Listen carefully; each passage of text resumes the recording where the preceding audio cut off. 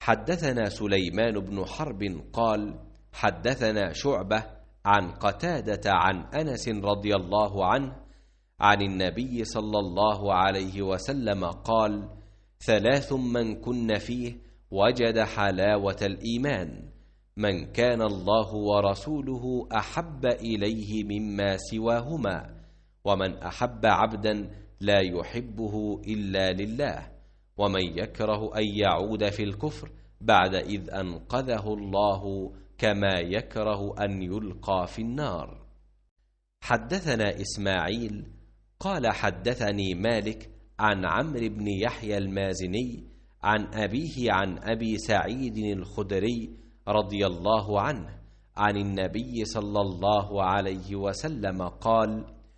يدخل أهل الجنة الجنة وأهل النار النار، ثم يقول الله تعالى: أخرجوا من كان في قلبه مثقال حبة من خردل من إيمان،